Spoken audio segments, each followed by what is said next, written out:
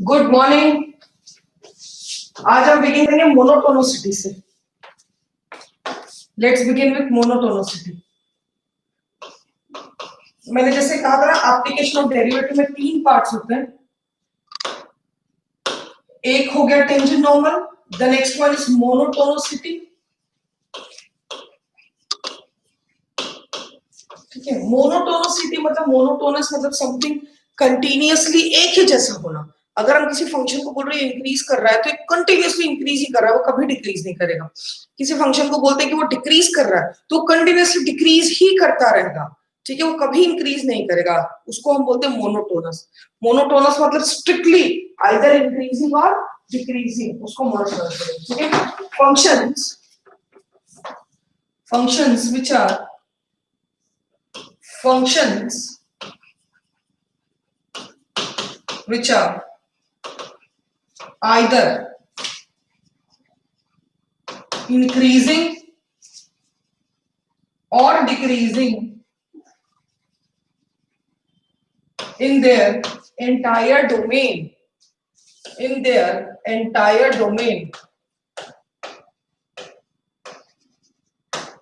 are called monotonic function.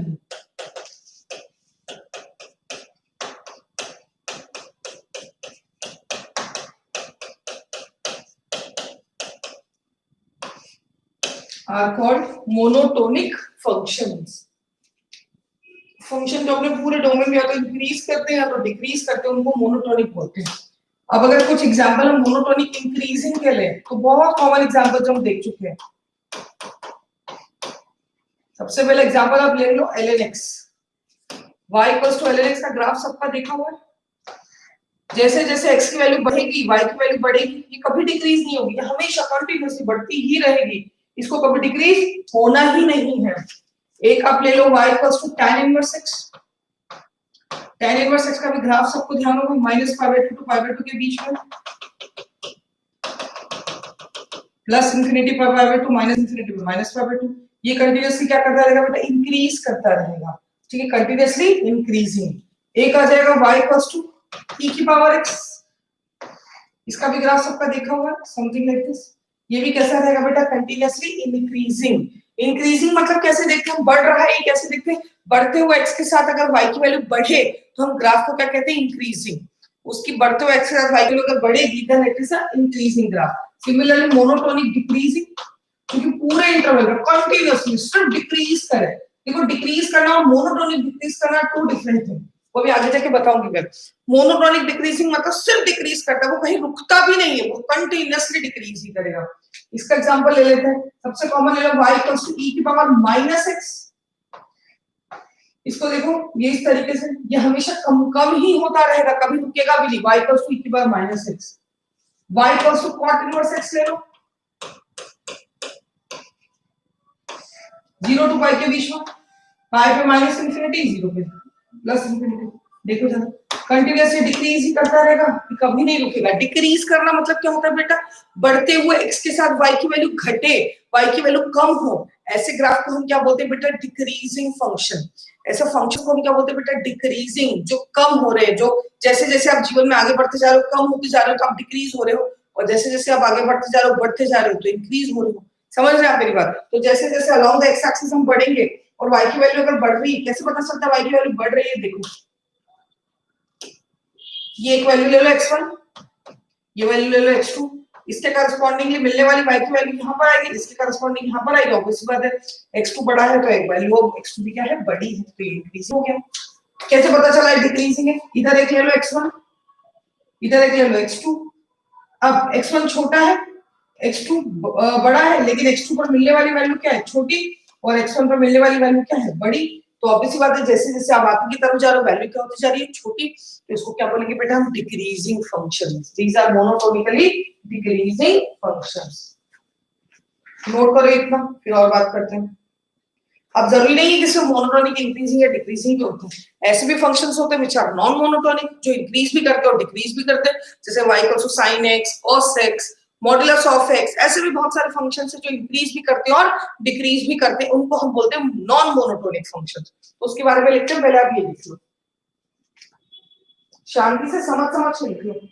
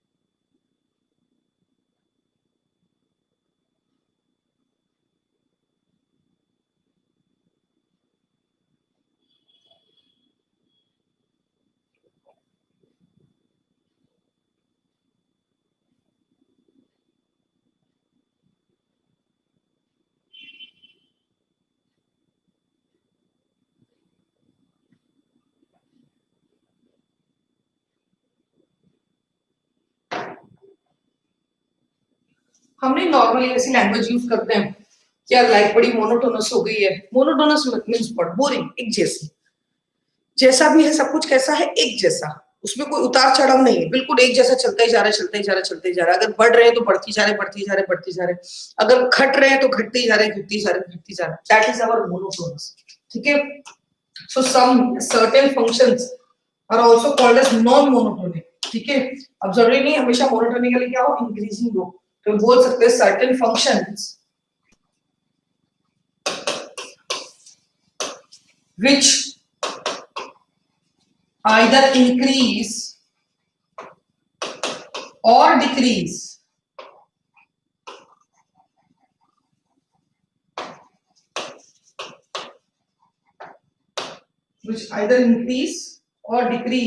in some intervals of the domain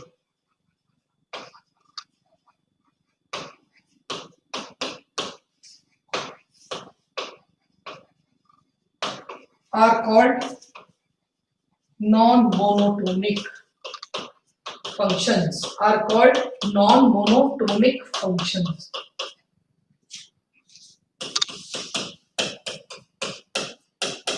इसके तो सीधे example ही लिख लेते हैं, ग्राफ की जरूरत ही नहीं है। फॉर एग्जांपल एक हो गया मॉड्यूलस ऑफ एक हो गया sin x ले लो, मॉड्यूलस ऑफ x ले लो, cos x ले लो। ये कुछ ऐसे फंक्शन है जो कुछ इंटरवल में इंक्रीज करते हैं और कुछ इंटरवल में डिक्रीज करते हैं, तो इनको कैसे बोलेंगे बेटा, नॉन मोनोटोनिक फंक्शन। ठीक है, these are what non monotonic function. अब ये तो बात होगी पूरे ग्राफ को देखकर डिसाइड करने की। कभी कभी पॉइंट के लिए भी पूछ लेते हैं कि किसी पर्टिकुलर पॉइंट पे बता दो मोनोटोनिकली इंक्रीजिंग है, डिक्रीजिंग है, या फिर ना इंक्रीजिंग ना डिक्रीजिंग। देखो मैं समझाती हूँ एक्चुअली क्या होता है। ये एक रैंडम ग्राफ है, ये पॉइंट है x1 और x2। ठीक है, रैंडमली कोई तुम्हारा ग्राफ है। ठीक, अगर अब तुमसे कोई इस पॉइंट पे पूछे, इस पॉइंट पे क्या बोलोगे, ग्राफ इंक्रीज कर रहा है। इस पॉइंट पे क्या बोलोगे, ग्राफ डिक्रीज कर रहा है। इस पॉइंट पे क्या बोलोगे, ग्राफ डिक्रीज कर रहा है। इस पॉइंट पे क्या बोलोगे बेटा, ग्राफ इंक्रीज कर रहा है। इस पॉइंट पर क्या बोलोगे, जहां पर मैक्सिमम है, वहां पे तो ना इंक्रीज कर रहा है ना डिक्रीज कर रहा है, क्योंकि वो तो खुद ही मैक्सिमम पॉइंट है। लॉजिकली समझ रहे हैं। अच्छा, किसी को इंक्रीजिंग का पॉइंट कैसे बोला, इसको पॉइंट ऑफ इंक्रीजिंग कैसे बोला मैंने, this is the point of increasing. ये कैसे बोला, इसके पीछे वैल्यू छोटी है, इसके आगे वैल्यू बड़ी है, तो डेफिनेटली इंक्रीज कर रहा है। इसको पॉइंट ऑफ डिक्रीजिंग कैसे बोला मैंने, this is the point of decreasing. How, इसके पीछे वैल्यू बड़ी है और आगे वैल्यू छोटी है, तो बढ़ते हुए इसके साथ वैल्यू कम हो रही है, तो इट इज डिक्रीजिंग। और इसको क्या बोले, इस पॉइंट को क्या बोले, इसके पीछे भी वैल्यू छोटी है और इसके आगे भी वैल्यू छोटी है, इस पॉइंट को क्या बोले, इसके पीछे भी वैल्यू बड़ी है और इसके आगे भी वैल्यू क्या है, बड़ी है। तो ये पॉइंट्स कौन से पॉइंट्स हो जाते हैं, these are non monotonic points. और अभी जब थर्ड पार्ट हम पढ़ेंगे मैक्सिमा मिनिमा, तो वो इसी का कंटिन्यूएशन है। नॉन मोनोटोनिक पॉइंट्स ही मैक्सिमा या मिनिमा होते हैं। ये वही पॉइंट्स है कर्व के जहां पर आपको मैक्सिमा या मिनिमा मिल रहा है, और वही पॉइंट्स को हम नॉन मोनोटोनिक पॉइंट्स बोलते हैं। उस पॉइंट पर ना ग्राफ इंक्रीज करता है ना ग्राफ डिक्रीज करता है, ऐसे पॉइंट्स को हम नॉन मोनोटोनिक बोलते हैं। तो हमें अभी सबसे पहले यही समझना है हाउ टू डिसाइड कि कोई भी पर्टिकुलर पॉइंट, मतलब मोनोटोनिसिटी एट अ पॉइंट, किसी पर्टिकुलर पॉइंट पे ग्राफ इंक्रीज कर रहा है या ग्राफ डिक्रीज कर रहा है, उसी की हमको बातें करनी है। एक्चुअली इसी ग्राफ को हमको आगे जाके तो डिटेल समझना है, मैं कभी ऐसे रफली ड्रॉ करके बताया कि आपको कैसे खेलना है ग्राफिकली। तो चलिए लेट्स बिगिन। सबसे पहले लिखते हैं monotonicity of a function at a point. Heading है monotonicity of a function at a point.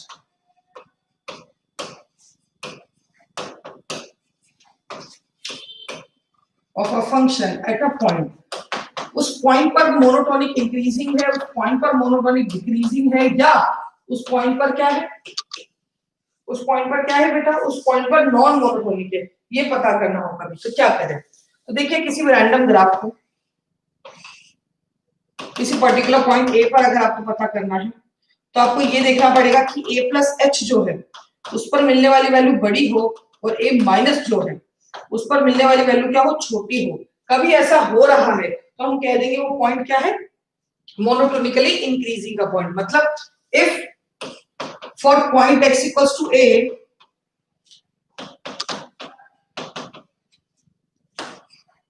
f of a plus, अच्छा graph y equals to fx है,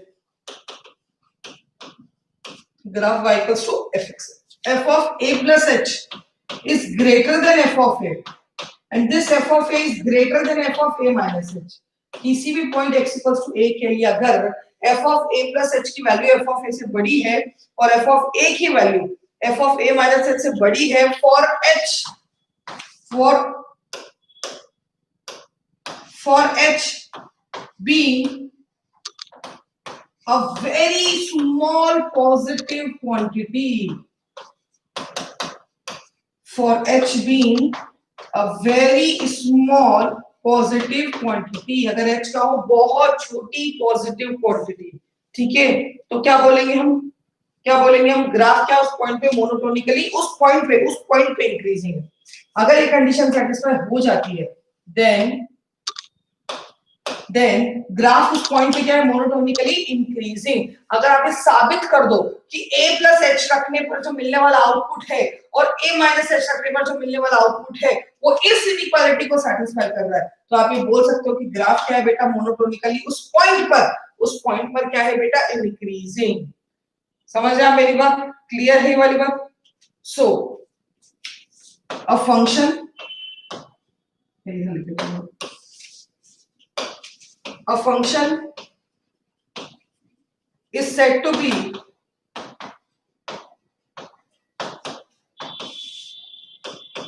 increasing at point x equals to a। अगर ऐसा होता है तो उस point पे ये क्या हो जाएगा, इंक्रीजिंग। और सिमिलरली किसी graph y equals to fx के लिए कोई भी ऐसा रैंडम ग्राफ है, आपने किसी पॉइंट b को पकड़ा, b माइनस एच और ये आ गया आपके पास b प्लस एच, ठीक है। तो अगर किसी रैंडम ग्राफ के लिए, इसी ग्राफ के लिए, किसी भी ग्राफ के लिए, if for point x equals to b,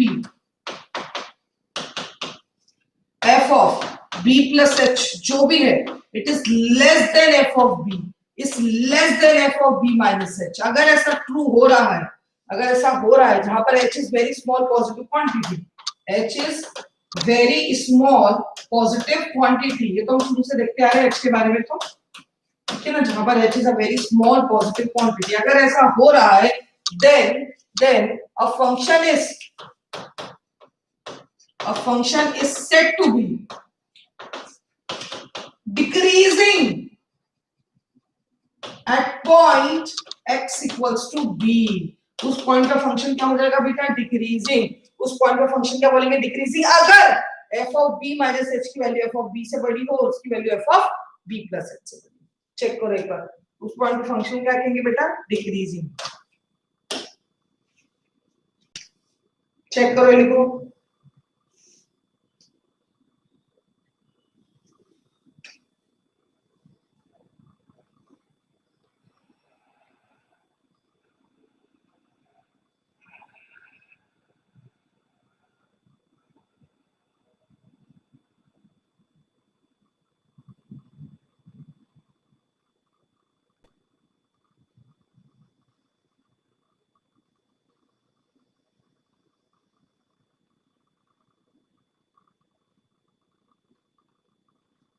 note करो बेटा।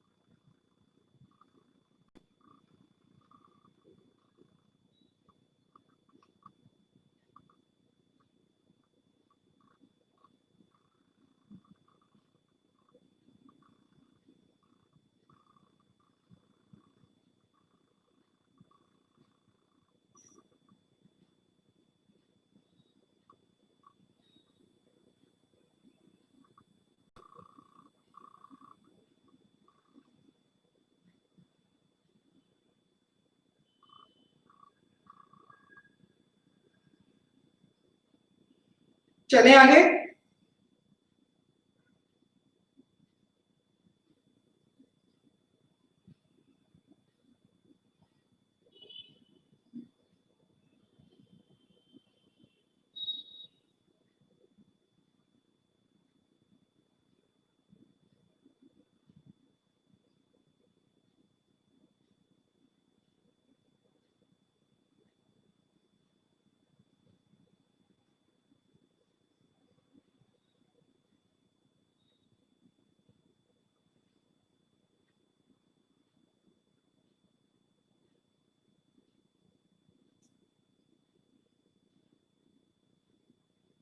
अच्छा ओ, हाँ ये गलती कर दी, करेक्शन कर लेना इसको।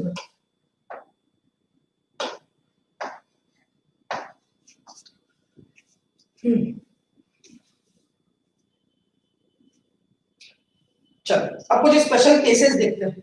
स्पेशल केसेस मतलब कुछ ऐसे केसेस होते हैं जहाँ पे कभी कभी कमेंट करना मुश्किल हो जाता है कि इंक्रीजिंग कमेंट करें या डिक्रीजिंग कमेंट करें। ठीक है, तो सबसे पहले वो देख लेते हैं, क्योंकि ये समझने के साथ साथ ये भी समझना जरूरी है कि कहाँ कहाँ पर कमेंट करना ही नहीं है। ठीक है, so let's discuss about some special cases. उसका सबसे कॉमन एग्जांपल, बहुत ही ज्यादा common example, y equals to root x at x equals to 0। इसको देखो जरा, इसका ग्राफ सभी का देखा होगा। अब एट x इक्वल्स टू 0 पे क्या कमेंट करो, इंक्रीजिंग डिक्रीजिंग? ना इंक्रीजिंग ना डिक्रीजिंग कुछ भी कमेंट नहीं कर सकते हैं, ना नॉन इंक्रीजिंग डिक्रीजिंग कुछ भी नहीं। क्यों? क्योंकि मेरे पास जीरो के पीछे ग्राफ ही नहीं है। अगर मेरे पास जीरो के पीछे ग्राफ नहीं होगा तो ये तो पता है कि 0 प्लस h बड़ा है, पर क्या आपने ये कंफर्म किया है कि 0 माइनस h छोटा है?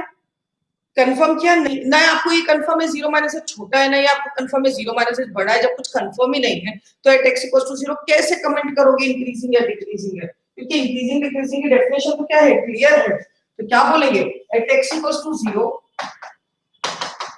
इंक्रीजिंग और decreasing can not be mentioned. आप बहुत क्लियर रहे, कुछ भी मेंशन नहीं कर सकते, because 0 minus is not defined, can not be mentioned at x equals to 0। ना इंक्रीजिंग ना डिक्रीजिंग कुछ भी कमेंट नहीं कर सकते हैं। ठीक है, एज 0 माइनस 0 से हल्का सा छोटा इज नॉट डिफाइंड।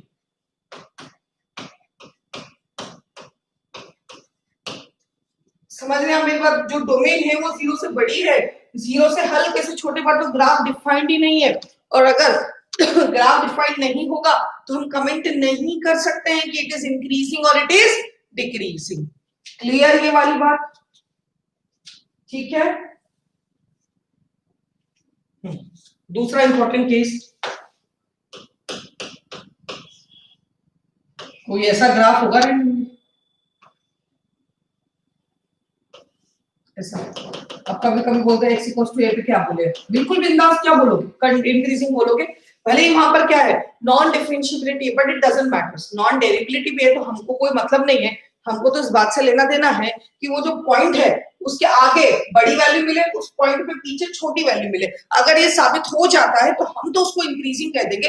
हमको इस बात से कोई मतलब नहीं है कि वहां पे कंटिन्यूटी है, डेरिवेबिलिटी नहीं है, कंटिन्यूटी नहीं है, दोनों से कोई मतलब नहीं है। तीसरा केस कंटिन्यूटी वाला भी, वो भी मैं लिखवा रही हूँ, पर आप मेरी बात समझ रहे हैं। हमें कोई लेना देना नहीं है, हमें सिर्फ और सिर्फ इस बेसिक डेफिनेशन से लेना देना है। हमें सिर्फ और सिर्फ इतने मुद्दे से लेना देना है कि भैया अगर ये कंडीशन सेटिस्फाई करेगी तो मैं इंक्रीजिंग बोल दूंगा, और अगर ये कंडीशन सेटिस्फाई करेगी तो मैं डिक्रीजिंग बोल दूंगा। बाकी मुझे कोई चीज से कोई मतलब नहीं है। समझ रहे हैं आप मेरी बात? वहां पे डेरिवेबिलिटी है, कंटिन्यूटी है, जो भी है, ये तीनों चीजें दिखनी चाहिए तो मैं कमेंट कर दूंगा डिक्रीजिंग एल्स इंक्रीजिंग, जो भी है दोनों में से कुछ। क्लियर है? द नेक्स्ट पॉइंट इज, यहाँ पे लिख लो सेकंड पॉइंट को भी, at x equals to a, मतलब ये भी एक स्पेशल केस ही हो गया हमारे लिए, समझने वाली बात होगी कि मोनोटोनिक इंक्रीजिंग बोलेंगे, though continuous but not differentiable. At x equals to a it is monotonically increasing, though continuous but not derivable, but not derivable. ये चीजें ग्राफ कंटिन्यूअस है बट डेरिवेबल नहीं है, ऐसा कुछ स्टेटमेंट, ये सब चीजें सिर्फ डिफरेंशिएबिलिटी तक ही लिमिटेड रहती है, बाकी इतना इन सब चीजों से कोई लेना देना नहीं है। बेसिक डेफिनेशन अपने दिमाग में क्लियर होनी चाहिए, ठीक है वाली बात, क्लियर है एकदम। अब एक और ग्राफ देखो, ये थोड़ा सा इस ये ग्राफ जो है ये आपको पूरा सीन समझाने में थोड़ी सी हेल्प करेगा। थर्ड ग्राफ, मैं उसमें एक दो स्पेशल और अलग केसेस ले लेती हूँ।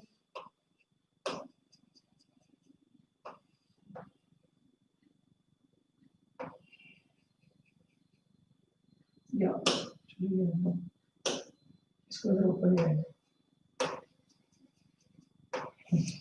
यस कुछ क्या सही है, ये हो गया पॉइंट एक्स इक्वल्स टू ए और ये हो गया एक्स इक्वल्स टू, ठीक है।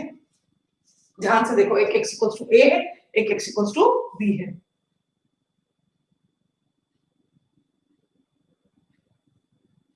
ठीक है। आपको सिर्फ क्या चेक करना है, आगे और पीछे वाली वैल्यू।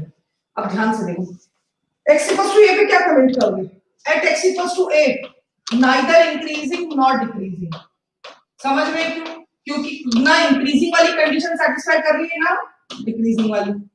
आगे जाके ग्राफ से सिखाऊंगी ये कि ये पॉइंट ऑफ मैक्सिमा है उस पॉइंट के लिए, समझ रहे हैं। मैक्सिमा मिनिमा में भी इस बात से कोई मतलब नहीं है डेरिवेबल है कंटीन्यूअस है या नहीं है, भाड़ में जाए सारी बातें। मैक्सिमा मिनिमा का भी रूल क्लियर है, ऐसी एक लाइन की डेफिनेशन होती है कि आगे पीछे वाली वैल्यू अगर छोटी है तो मैक्सिमा है, आगे पीछे वाली वैल्यू अगर बड़ी है तो मिनिमा है, बस। बाकी उनको कोई लेना देना ही नहीं कंटीन्यूटी डेरिवेटिव से। एक तो पॉइंट डिफाइन होना चाहिए और ये चीजें हमको दिख जाए, दैट्स इट। यहाँ देखो at x equals to b, at x equals to b, इसके पीछे वाली वैल्यू छोटी है, इसके आगे वाली वैल्यू बड़ी है, तो at x equals to b it is point of increasing, condition satisfy कर रही है, it is point of increasing, हमको और कुछ चाहिए ही नहीं। समझ रहे हैं आप, आपको सिर्फ वो बेसिक सी लाइन दिमाग में रखनी है कि b प्लस एच जो भी है वो b से बड़ा हो और एक b माइनस एच जो भी है, ठीक है। ये x इक्वल्स टू ये एग्जैक्टली b पे तो मुझे ये मिला ना, तो b से जब हल्का सा छोटा करेंगे तो छोटी ही वैल्यू मिल रही है और b से हल्का सा बड़ा करेंगे तो बड़ी ही वैल्यू मिलेगी। समझ रहे हैं आप मेरी बात, तो जैसे ही ऐसा चलेंगे तो x इक्वल्स टू b क्या आ जाएगा आपका पॉइंट ऑफ इंक्रीजिंग, इंक्रीजिंग का फंक्शन आ गया। अब अलग अलग ग्राफ बनते हैं, लोग अलग अलग ग्राफ के साथ खेलते हैं, वो बोल देंगे कभी इसकी जगह ये ऐसा होता तो, अरे जैसा भी हो क्या करना, तुम तो देखो पॉइंट बी है, बी से छोटा भी क्या है बड़ा, बी से बड़ा भी क्या है बड़ा, तो ये पॉइंट ऑफ मिनिमा हो गया, ये तो ना इंक्रीजिंग है ना डिक्रीजिंग है, ठीक है। मतलब कहने का अर्थ ये है ग्राफ भले डिसकंटिन्यूअस हो जाए, नॉन डेरिवेबल हो जाए, या लिख भी देती हूँ pleasing, though though at x equals to b we have non derivability and discontinuity, क्या नॉन डेरिवेबिलिटी एंड डिसकंटिन्यूटी, भले नॉन डेरिवेबिलिटी है डिसकंटिन्यूटी है, हमें कोई लेना देना नहीं है, हमें बस उस पॉइंट पे क्या चेक करना है बेटा कि हल्के से बड़ा और हल्के से छोटे पर क्या वैल्यूज मिल रही है, और जो हमारी बेसिक कंडीशन है कि f of b plus h is greater than f of b is greater than f of b minus h तो increasing, और f of b plus h is less than f of b is less than f of b minus h then it is decreasing। बस ये basic condition दिमाग में हमको रखनी है, बाकी हमें कोई मतलब नहीं है, ठीक है। चेक कर लीजिए एक बार, वो क्वेश्चन में गंदी सी लैंग्वेज देके आपको उलझाने की कोशिश करेंगे, बहुत कुछ लिखने की कोशिश करेंगे, नॉन डेरिवेबिलिटी है, इतने पॉइंट ऑफ डिसकंटिन्यूटी, पर इन सब चीजों का इंक्रीजिंग डिक्रीजिंग से कोई लेना देना है ही नहीं, आप मत कंफ्यूज होना, ठीक है। लिखो ये तीनों केस लिख लो, इंपॉर्टेंट है।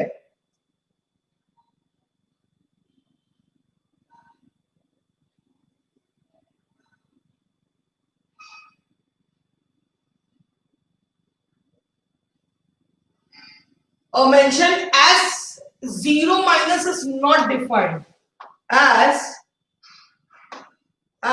zero minus is not defined,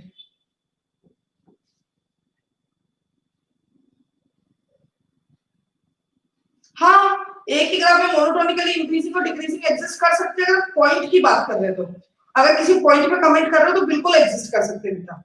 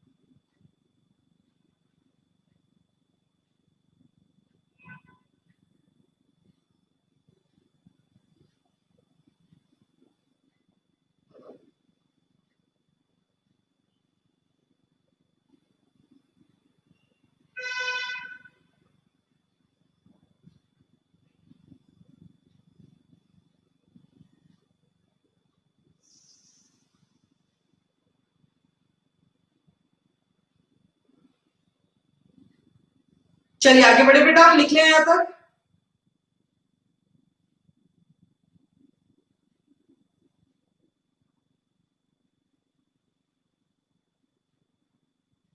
चलिए लेट्स मूव ऑन। अब ये तो बात हो गई थी monotonicity of a function at a point की, ठीक है। आप एक ग्राफ में अगर किसी को कंफ्यूजन हो रहा है, बिल्कुल मोनोटोनिकली इंक्रीजिंग के भी पॉइंट हो सकते हैं, मोनोटोनिकली डिक्रीजिंग के भी पॉइंट हो सकते हैं। कोई भी रैंडम ग्राफ ले लो, ये सारे पॉइंट मोनोटोनिकली इंक्रीजिंग वाले पॉइंट है, ये सारे पॉइंट डिक्रीजिंग वाले पॉइंट है, ये इंक्रीजिंग वाले पॉइंट है, ये डिक्रीजिंग वाले पॉइंट है, वो भी मोनोटोनिकली कंटीन्यूअसली डिक्रीज कर रहे हैं, ठीक है। अब हम बात करते हैं monotonicity in an interval. Next heading आ जाती है हमारी, ये तो हमने पॉइंट की बात कर दी। Now next is monotonicity in an interval.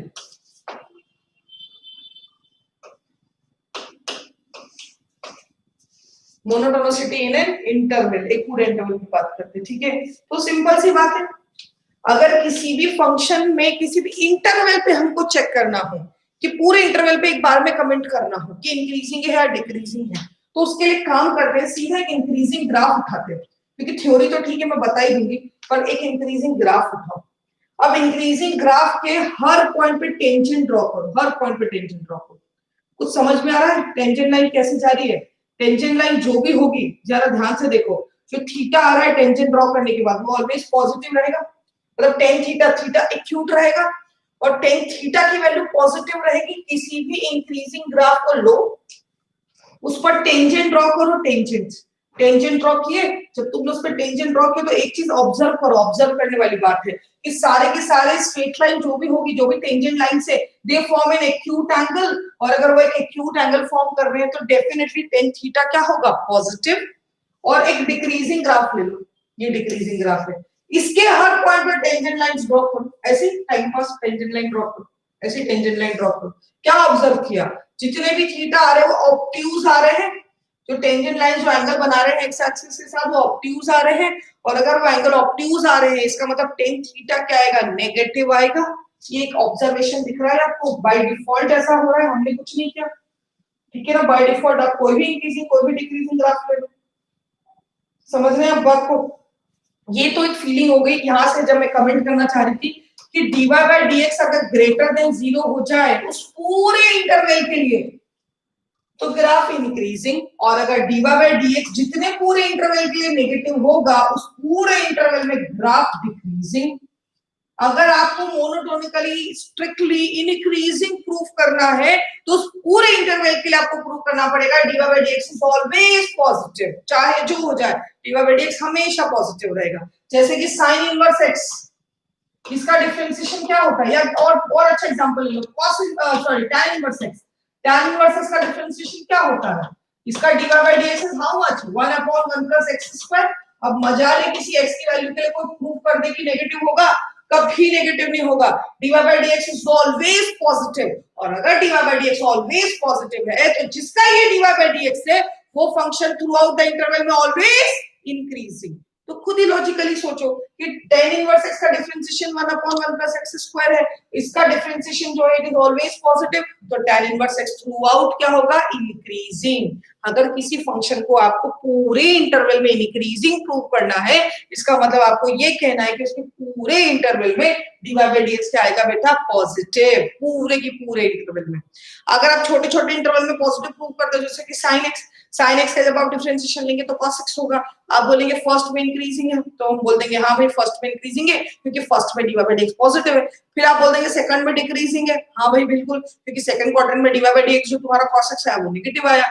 फिर आप बोल देंगे थर्ड में भी डिक्रीजिंग है, बिल्कुल सही, क्योंकि थर्ड में भी dy बाय dx जो है cos x है वो नेगेटिव आता है। फिर आप बोल देंगे फोर्थ क्वाड्रेंट में क्या आ जाएगा? वो इंक्रीजिंग। तो जरा ग्राफ देखो, यही हो रहा है क्या? फर्स्ट में इंक्रीजिंग, सेकंड में डिक्रीजिंग, थर्ड में भी डिक्रीजिंग, फिर फोर्थ में इंक्रीजिंग।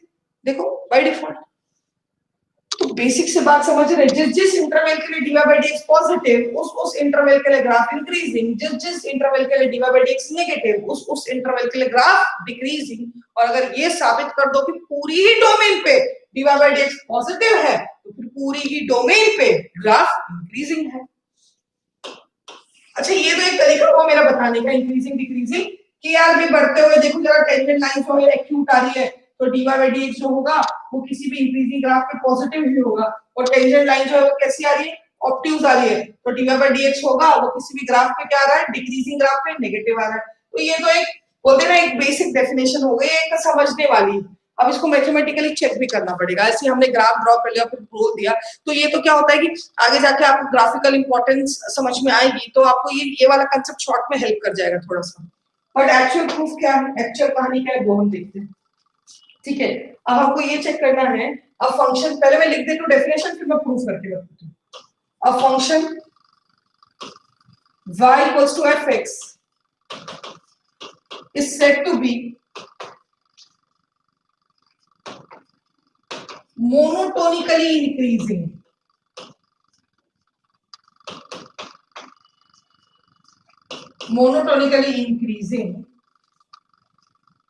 ठीक है in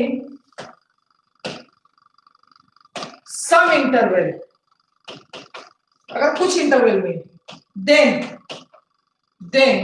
dy by dx is greater than 0 for that interval।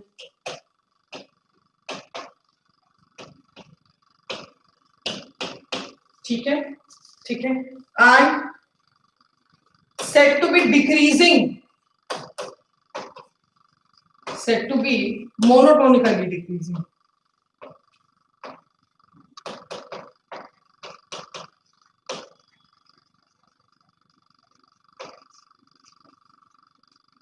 in some other interval, क्योंकि एक ही इंटरवल में इंक्रीजिंग डिक्रीजिंग थोड़ी हो सकता है, in some other interval then dy by dx is less than 0 for that interval। देखो interpretation तो मैंने आपको एक बेसिक बता दिया है कि dy by dx पॉजिटिव का मतलब वो कहना चाह रहे हैं कि उस पर्टिकुलर इंटरवल पे आप कहीं पर भी टेंजेंट ड्रॉ करेंगे, टेंजेंट जो एक्स एक्सिस एंगल बनाएगा वो एक्यूट होगा और मिलने वाला tan theta that is dy by dx is positive. Similarly जो डिक्रीजिंग इंटरवल है उसके किसी भी पॉइंट पे अगर आप टेंजेंट ड्रॉ करेंगे तो वो एक्स एक्सिस के साथ एक्यूट एंगल बनाएगा और मिलने वाला ऑब्ट्यूज एंगल बनाएगा और मिलने वाला tan थीटा क्या होगा बेटा हमारे पास नेगेटिव। ठीक है, अब इसको हमको चेक भी करना पड़ेगा थोड़ा सा, ये तो ग्राफिकल हो गया वो भी सही है, उसको कोई डिनाई नहीं कर सकता कि यार वो गलत है या ये तो आपने हवा में बोल दिया अज्यूम कर दिया, बिल्कुल भी नहीं, वो भी लॉजिकली परफेक्टली करेक्ट स्टेटमेंट है, कोई दिक्कत नहीं उसमें। पर फिलहाल जैसा कि किताब में प्रूव हुआ वो भी देख लेते हैं। एक इंक्रीजिंग ग्राफ लिया, ये इसके बीच का मैंने डेल्टा एक्स बोल दिया, ये करस्पॉन्डिंग वैल्यू आ गई, ये इसके बीच का मैंने डेल्टा वाई बोल दिया, बोलो भाई हाँ या ना। अब अगर इंक्रीजिंग ग्राफ है तो जैसा कि हमने स्टार्टिंग में देखा था बढ़ते हुए एक्स के साथ y की वैल्यू बढ़ेगी तो डेल्टा एक्स ग्रेटर देन 0 दिख रहा है और डेल्टा y भी ग्रेटर देन 0 दिख रहा है, क्योंकि बढ़ते हुए एक्स के साथ तो डेल्टा एक्स तो पॉजिटिव है ही पर बढ़ते हुए एक्स के साथ y की वैल्यू क्या हो रही है, बढ़ रही है। And for increasing by default delta x bye delta y क्या आ गया, ग्रेटर देन 0, आया नहीं आया। सिमिलरली डिक्रीजिंग का ग्राफ ले लेते हैं,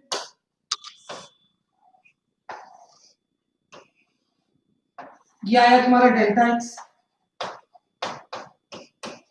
और ये आ गया तुम्हारा डेल्टा वाई। डेल्टा एक्स समझ रहे हैं, x2 माइनस x1 और डेल्टा y क्या आएगा, y2 minus y1, this is x2 minus x1, this is y2 minus y1, समझ रहे हैं। तो यहाँ पर डेल्टा x अगर पॉजिटिव आना तो by default delta y negative हो जाएगा क्योंकि x के करस्पॉन्डिंग मिलने वाली वैल्यू छोटी है और y के करस्पॉन्डिंग इधर छोटे वाले x के करस्पॉन्डिंग मिलने वाली वैल्यू बड़ी है, तो अगर डेल्टा x पॉजिटिव है तो बाय डिफॉल्ट डेल्टा y क्या आ जाएगा बेटा, negative. Therefore for decreasing delta x upon delta y overall क्या हो जाएगा बेटा, नेगेटिव। डिक्रीजिंग फंक्शन के लिए delta x upon delta y overall क्या हो जाएगा बेटा, लेस देन 0। ये बात समझ में आ रही है, क्लियर है। नाउ यहां पे आगे कहानी लिख देते हैं, for limit h tends to 0 very small point delta x by delta y किसमें कन्वर्ट हो जाता है बेटा, dx बाय dy। अच्छा dy बाय dx कर लो, सारा कुछ नहीं पढ़ना है, वो डेरिवेशन से कोई फर्क नहीं पड़ना है, डिफरेंशिएशन tan थीटा के रिस्पेक्ट में हो जाएगा। हाँ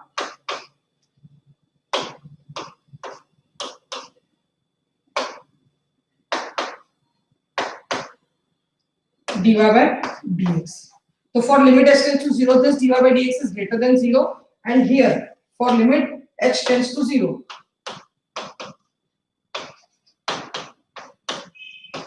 मतलब बहुत माइन्यूट डिफरेंस के लिए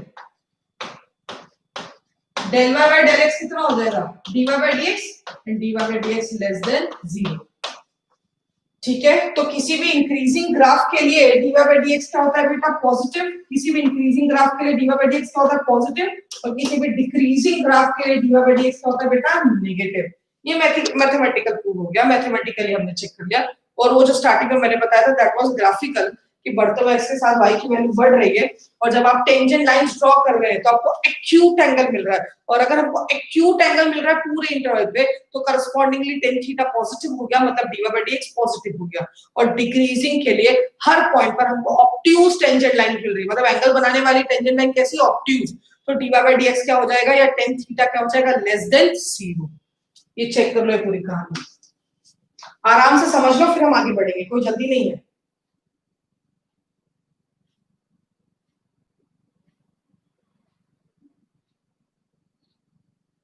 इंक्रीजिंग और डिक्रीजिंग फंक्शन कंटीन्यूअसली नहीं हुए, उल्टा स्टेटमेंट नहीं बोल दिया. अरे पॉइंट ऑफ इन्फ्लेक्शन की बातें नहीं करेंगे यार, अभी dy by dx में पॉइंट ऑफ इन्फ्लेक्शन थोड़ी आता है, वो अब आगे की कहानी है भाई. We will not talk about any बोलते ना कोई हायर कंसेप्ट की हम यहाँ बात नहीं करेंगे. Don't talk about point of inflection, हम जनरल पॉइंट्स की बात कर रहे हैं. इसमें जो भी loopholes if and buts ये सब निकालने होंगे टाइम के साथ निकाल लेंगे, छोड़ दो अभी, अभी जितना चल रहा है उसको ही देखो बस. तो कांस्टेंट हो गया माइनस गुप्ता की उल्टा जनरल सवाल पूछ लो, खुद ही ग्राफ ड्रॉ कर लेते कि तीनों की वैल्यू सेम हो जाएगी तो क्या होगा.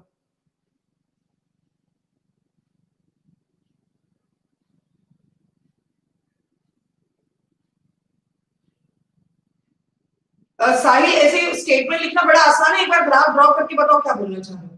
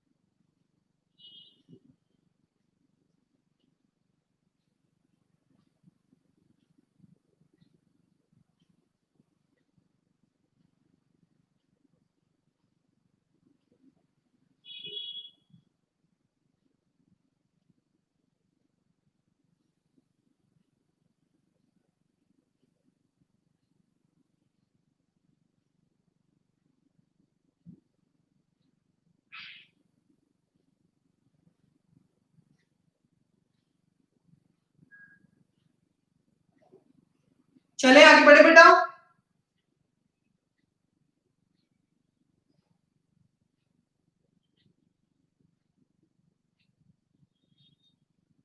तो इस पे क्या कमेंट करना है सारी?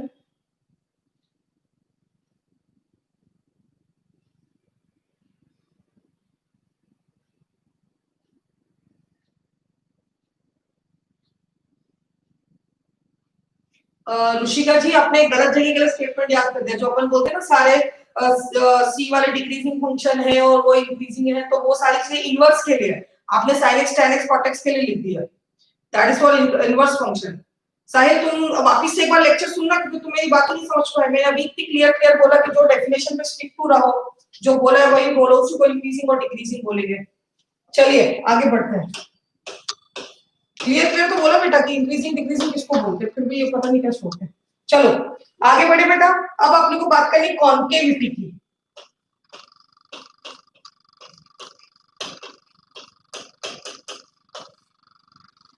अब कॉन्केविटी मतलब वही है कि कर्व अपवर्ड्स है या डाउनवर्ड्स है, that is our concave upwards, that is our concave downwards. Concavity को भी हम इसी के टर्म्स में, इंक्रीजिंग डिक्रीजिंग के टर्म्स में ही कमेंट करते हैं। कोई भी ग्राफ हो गया, सपोज कर लो ऐसा हो सकता है। पहले तो कॉन्केव अपवर्ड्स क्या होता है, इसको हम कॉन्केव अपवर्ड्स बोलते हैं। Concave upwards, this is concave upwards, ऐसा ऐसा ऐसा, ये सब कॉन्केव अपवर्ड्स है। ठीक है, क्लियर। और एक होता है कॉन्केव डाउनवर्ड्स, ऐसा ऐसा, ठीक है ना, ऐसा, ये सब कॉन्केव डाउनवर्ड्स होता है। This is concave downwards, that is concave upwards. पहले तो ये समझ लो कॉन्केव अपवर्ड्स और कॉन्केव डाउनवर्ड्स किसको बोलते हैं। ठीक है, ये वाली बात क्लियर है। अगर कोई ग्राफ कॉन्केव अपवर्ड्स है, ठीक है ना, कोई ग्राफ, अब मैं पहले तो ये फील आ कि कॉन्केव अपवर्ड्स कॉन्केव डाउनवर्ड्स क्या है। अब अपन एक ग्राफ ले लेते हैं व्हिच इज कॉन्केव अपवर्ड्स। ठीक है, ऊपर की तरफ है वो। ठीक है, चाहे ऐसा हो चाहे ऐसा हो, दोनों ही कॉन्केव अपवर्ड्स है। मैंने टेंजेंट लाइन ड्रॉ करी या मैंने इधर टेंजेंट लाइन ड्रॉ करी, बात को समझना। जब हम दोनों ही ग्राफ पर टेंजेंट लाइन ड्रॉ करेंगे, जब हम दोनों ही ग्राफ पर टेंजेंट लाइंस ड्रॉ करेंगे, तो या तो मुझे सारे की सारी इस तरीके से टेंजेंट लाइंस मिलेंगी कि एक्यूट सॉरी ऑब्ट्यूज एंगल, या तो मुझे सारी की सारी टेंजेंट लाइन इस तरीके से मिलेगी कि ऑब्ट्यूज। ये this is acute and this is obtuse. Concave upwards और कॉन्केव डाउनवर्ड्स जब हमको डिसाइड करना है, तो ये सेकंड डेरिवेटिव का फंक्शन है। इसलिए हम पहले आप शांति से समझने की कोशिश करना कि कॉन्केव अपवर्ड्स और कॉन्केव डाउनवर्ड्स में कैसे कमेंट करेंगे कि ग्राफ, या कैसे कमेंट करते हैं कि जो sin क्यूब x होता है कि उसका ग्राफ जो होता है ऐसे पहले जाता है और बाद में ऐसे जाता है। और ये कैसे कमेंट करते हैं कि sin की सॉरी sin क्यूब x बोल दिया मैंने, x क्यूब जो है x क्यूब, उसका ग्राफ पहले ऐसे जाता है बाद में ऐसे, और x की पावर 1/3 का ग्राफ ऐसे फिर ऐसा बनता है। समझ रहे आप मेरी बात? ये डिफरेंस कहां से आया, ये डिफरेंस कहां से कमेंट किया हमने कि x की पावर 1/3 का ग्राफ ऐसा होगा, सॉरी x की पावर 1/3 का ग्राफ ऐसा होगा और x क्यूब का ग्राफ ऐसा होगा। ये डिफरेंस कैसे आता है, तो वो कॉन्केविटी के कांसेप्ट से ही आता है। तो फिर से एक बार कॉन्केव अपवर्ड्स का ग्राफ ड्रॉ करते हैं। ये कॉन्केव अपवर्ड्स हो गया। इस कॉन्केव अपवर्ड्स में मैंने टेंजेंट लाइंस ड्रॉ करी, this are the tangent lines, ये टेंजेंट लाइंस हो गई। ठीक है, अब ध्यान से इन सब टेंजेंट लाइंस को देखो। ठीक है, अब अगर इन टेंजेंट लाइन को देखोगे, तो अगर इन टेंजेंट लाइन को देखें तो इसका एवरेज एक्स क्या आ रहा है मेरे पास, मतलब अगर ये y fx एक फंक्शन है, तो इन टेंजेंट लाइंस को देखो, this is concave upwards, in tangent lines को देखो तो इनका एवरेज एक्स क्या आ रहा है मेरे पास, थ्रू आउट एक कांस्टेंट टाइप आ रहा है, या तो ये इंक्रीज कांस्टेंट टाइप मतलब या तो ये हमेशा ग्रेटर देन 0 आएंगे या तो हमेशा लेस देन 0 आएंगे। मतलब कैसे फंक्शंस होंगे हमारे पास अगर ग्राफ हमारा अपवर्ड्स है तो। ठीक है, ग्राफ अगर हमारा अपवर्ड्स है तो ये थ्रू आउट एक ही जैसा फंक्शन बनेगा इस तरीके से। ठीक, अगर ग्राफ ऐसा है अपवर्ड, तो ये थ्रू आउट ध्यान से देखो ये इसी तरीके का फंक्शन बनेगा। ध्यान से देखो ये इसी तरीके का। ठीक है वाली बात। ये एफ की हमारे पास एक ग्राफ है, मतलब अगर मैं एक फंक्शन लिया y fx, उस पर मैंने एफ लिया, एफ को मैंने ऑब्जर्व किया, तो जब हम एफ को ऑब्जर्व कर रहे हैं तो ये जो थीटा है, थीटा 1 थीटा 2 थीटा 3, इनमें कुछ चेंज आ रहा है। ध्यान से देखो, जैसे जैसे आप आगे की तरफ बढ़ रहे हो, थीटा 1 थीटा 2 थीटा 3 का क्या हो रहा है, और थोड़ा सा ऐसा ग्राफ लो तो शायद फील आ जाए। ये तुम्हारा थीटा 1 है, ये छोटू है थोड़ा, ये आगे की तरफ गए तो ये θ2 थोड़ा सा बड़ा हो गया, और आगे की तरफ जाएंगे तो θ3 और बड़ा हो जाएगा। अब बात समझ रहे हैं? तो θ1 जैसे जैसे हम आगे की तरफ जाएंगे, θ1 के बाद θ2 के बाद θ3 बढ़ता ही जा रहा है, बढ़ता ही जा रहा है, बढ़ता ही जा रहा है। मतलब अगर मैं tan थीटा की बात करूं तो tan थीटा का जो थीटा है इज इंक्रीजिंग फंक्शन हो गया। थीटा बढ़ता जा रहा है ना, θ1 θ2 θ3 की वैल्यू क्या होती जा रही है? बढ़ती जा रही है। पहले मान लीजिए 30 डिग्री होता तो ये 40 डिग्री हो गया, ये इस तरीके से वैल्यू बढ़ती जा रही है। मतलब एफ डैश एक्स तो मारो गोली, जो tan का थीटा है, जो d/dx का जो tan थीटा का जो थीटा है ये बढ़ता जा रहा है।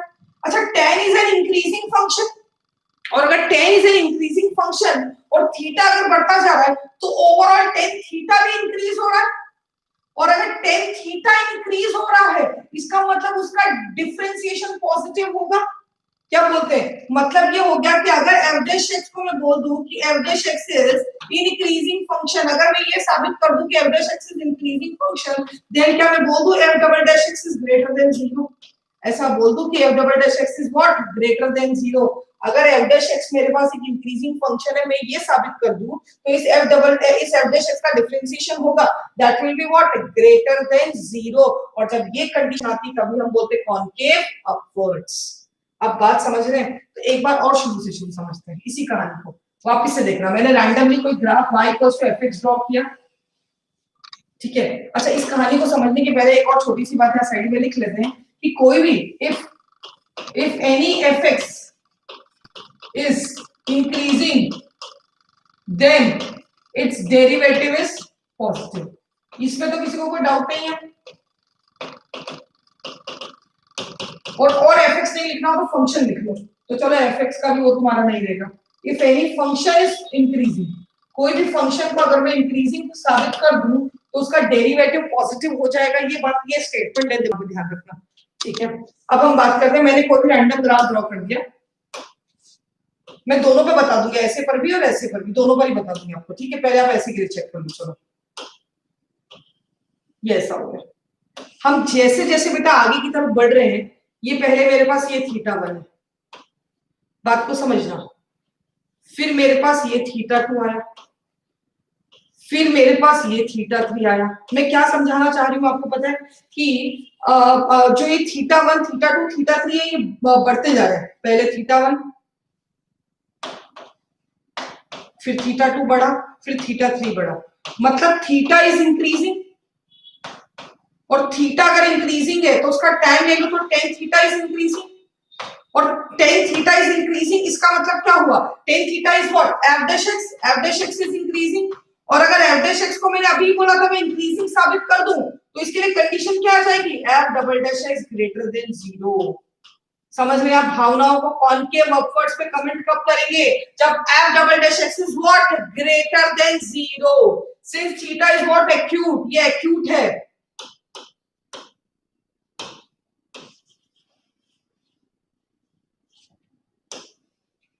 ठीक है, ये एक्यूट थीटा है,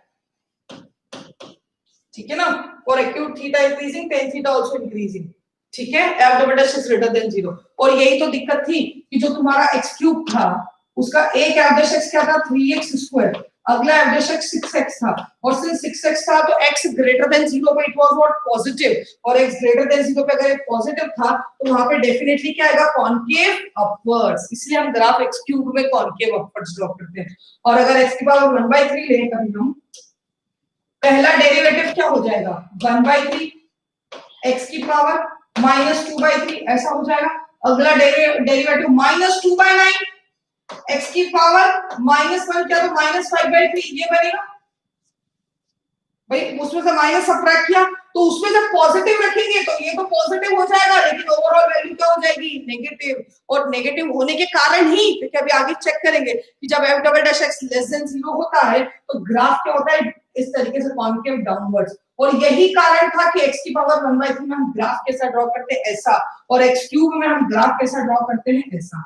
यही कारण है, ठीक है, कि कॉनकेविटी जो होती है जब अपवर्ड शो करती है तो हमको अपवर्ड शो करनी पड़ती है, और जब डाउनवर्ड शो होती है तब हमको डाउनवर्ड्स। ठीक है, एक बार ये वाला ड्रॉ कर लिया आपने। अब एक बार नेगेटिव वैल्यूज के लिए चेक कर लेते हैं। उसमें भी क्या होता है, दिक्कत होती है थोड़ी सी, क्योंकि हमको थोड़ा सा टेन थीटा का कंसेप्ट रखना है। मतलब नेगेटिव से होता है, आप ग्राफ में ऐसा ले लेते हैं, ये भी तो कॉनकेव अपवर्ड्स है, इसको कोई डिनाई थोड़ी कर सकता है। जब यहाँ पर आप बढ़ते हुए एक्स के साथ, ये छोटा एक्स है, ये बड़ा है, ये थीटा 3 सॉरी थीटा हाँ 1 ले लेते हैं, थीटा 1, ये थीटा 2, ये theta 3।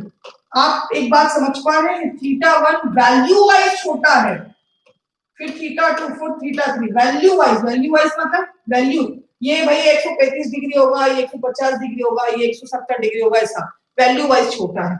But they are not, they are obtuse. यहाँ एक्यूट है, यहाँ पर क्या है, ऑब्ट्यूज। और अगर ऑब्ट्यूज है तो आप जैसे ही 90 डिग्री से हल्का सा बढ़ा जाते हैं, ग्राफ आपका माइनस इंफिनिटी चला जाता है, और माइनस इंफिनिटी से फिर जीरो की तरफ आता है। तो माइनस इंफिनिटी से आप जीरो की तरफ आ रहे हैं, तो एक्चुअली आपके टेन थीटा की वैल्यू बढ़ रही है या घट रही है, बढ़ रही है। क्यों?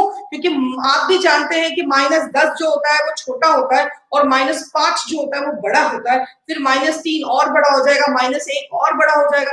मतलब नेगेटिव में आपको वैल्यूज क्या मिल रही है, वो जो नेगेटिव वैल्यूज है वो मैग्नीट्यूड वाइज तो क्या होती जा रही है, छोटी, लेकिन माइनस साइन लगने से एक्चुअली क्या होती जा रही है, वो बड़ी। तो भले ही वो ऑब्ट्यूज है, और ऑब्ट्यूज में थीटा 3 बड़ा हो गया, तो करस्पॉन्डिंगली टेन थीटा कैसा फंक्शन हो गया बेटा, इंक्रीजिंग। क्योंकि ऑब्ट्यूज एंगल का जब आउटपुट लेंगे तो टेन थीटा 3 की वैल्यू एक्चुअली क्या हो जाएगी आपके पास, टेन थीटा 3 की वैल्यू बड़ी, और टेन थीटा 1 की वैल्यू क्या हो जाएगी आपके पास यहाँ पर, छोटी। समझ रहे हैं कैसे? क्लियर है? 90 डिग्री से जब आप 91 डिग्री जाएंगे तो आपको ग्राफ माइनस इंफिनिटी पे दिखेगा, फिर 92, 93, 94 डिग्री पे ग्राफ कैसा आता जाएगा बेटा, ऊपर की तरफ आता जाएगा। मतलब वैल्यू बढ़ते हुए एक्स के साथ क्या हो रही है, बढ़ रही है। It is an increasing function. ठीक है, वाली बात, tan x वैसे भी कंटीन्यूअस इंक्रीजिंग फंक्शन होता है, ठीक है, अपने अपने इंटरवल में।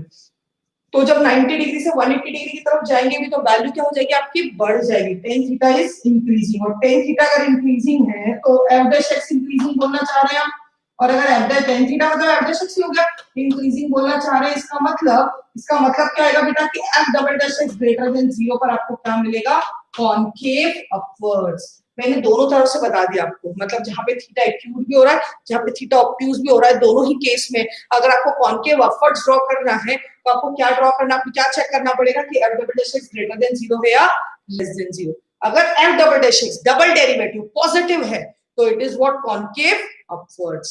चेक कर लो एक बार इस कंसेप्ट को, चेक कर लो।